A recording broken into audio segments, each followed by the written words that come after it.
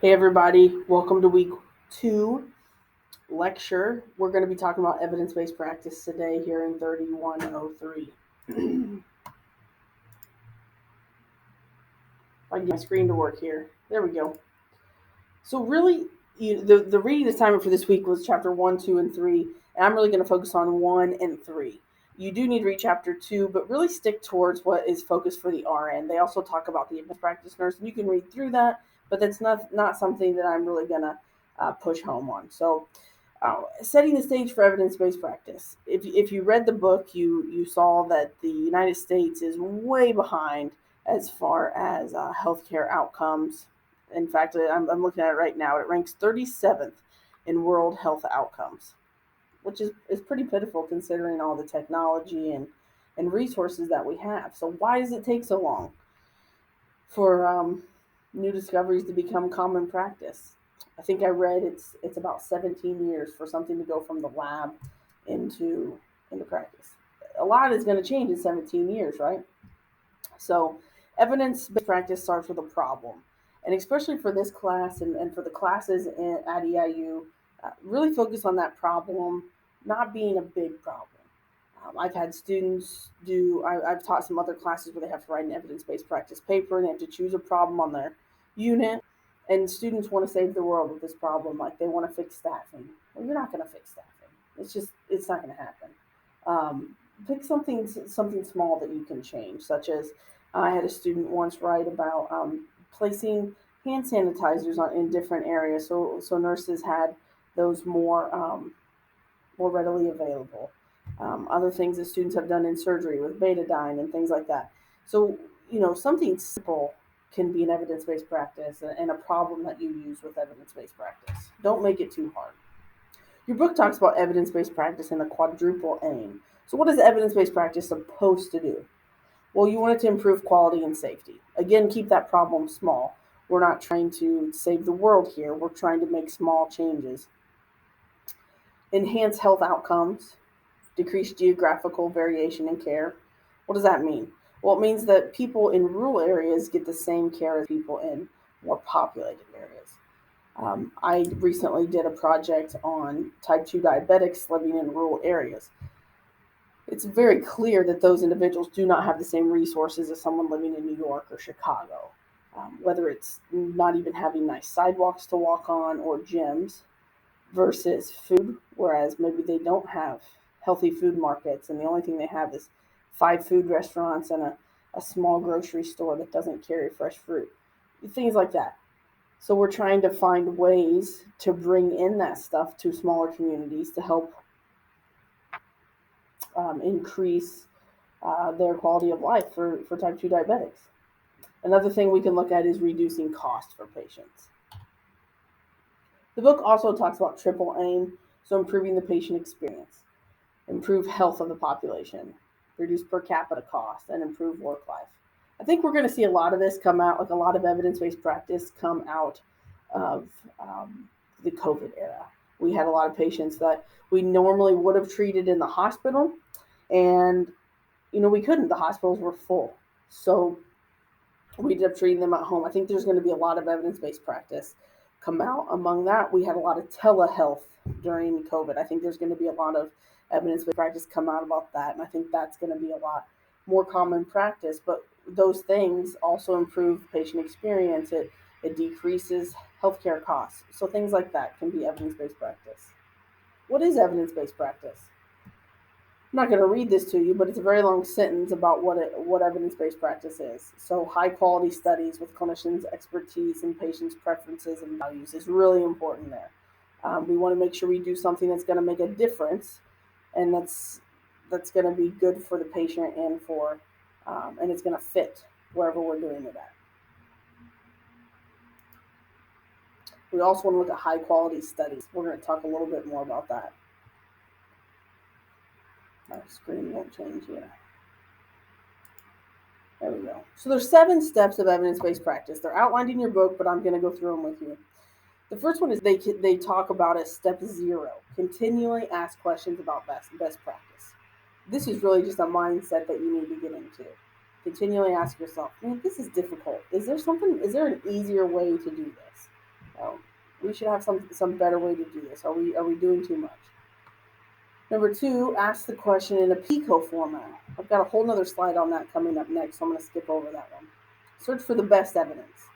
So after you finish watching this video, I would suggest going through the other videos that I've listed. I have some videos on the Cochrane website, the library. My favorite one to use is CINAHL through the library. PubMed is another good one. But it's important to be able to go through there and find the best evidence. I know it is sometimes not the funnest thing to do, to get in the library and look for articles. But if you know what you're doing, it typically goes a little better. Critically appraise the evidence. The book is going to talk about that a little bit farther on, but are we getting quality articles?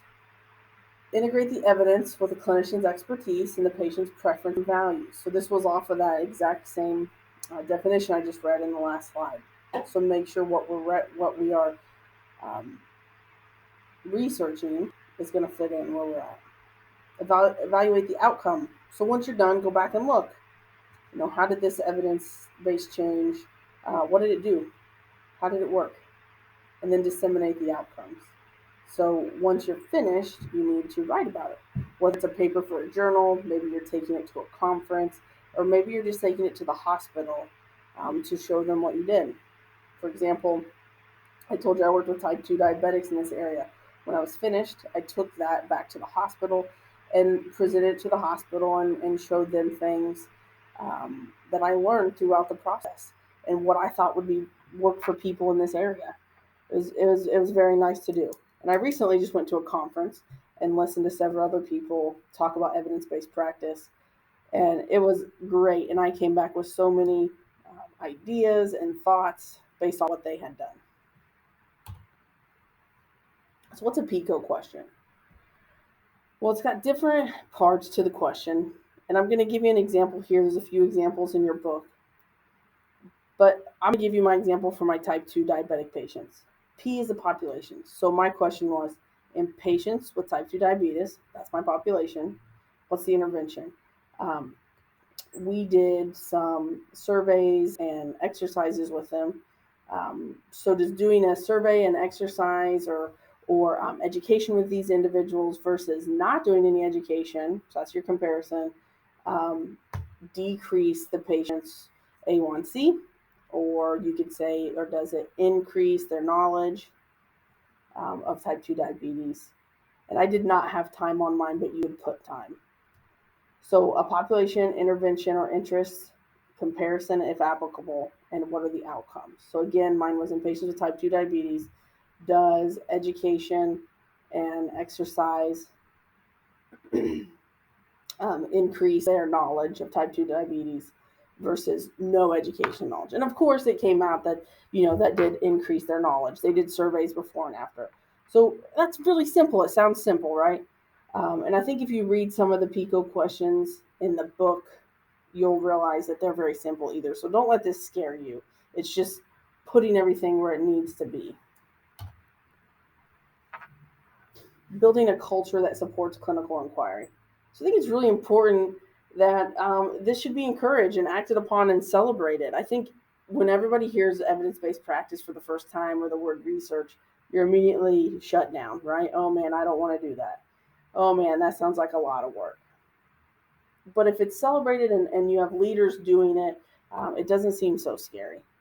So how do we do this? Well, a lot of organizations have started to add it to their core values. It's just part of their core values. We can develop organizational structures that reflect, the expectation of ongoing clinical inquiry. So constantly encouraging that. I like this one, PICO boxes or whiteboards where questions can be collected. So just having that up so people can write on it and working together to get that going. And evidence-based practice mentors. Having someone who knows what they're doing or has been through research before makes this so much easier, having a mentor to get you through the process. And then unit-based programs or groups that regularly discuss issues. And a lot of hospitals do that. And they listen to issues and decide whether that's something they want to move forward with or if that's something that they don't think will fit. So that is the end of the week 2 lecture about evidence-based practice. I'd like to add in a couple bonus points for people who stuck around for the lecture during the week. So if you stuck around all this time listening to me babble about evidence-based practice, I'm offering 3 bonus points if you send me an email with an evidence-based practice idea that you have in your work setting. That could be a clinic, that could be hospital, wherever. But send me an email with your last name and put week 2 bonus points. Give me your example of something you could possibly do for evidence-based practice, and I'll write you down for 3 bonus points. I'll add them on at the end of the semester, and that'll hopefully help you out a little bit. But if you guys have questions about evidence-based practice, you have questions about, what I talked about, if anything was confusing, don't hesitate to email me. Have a great week. Bye.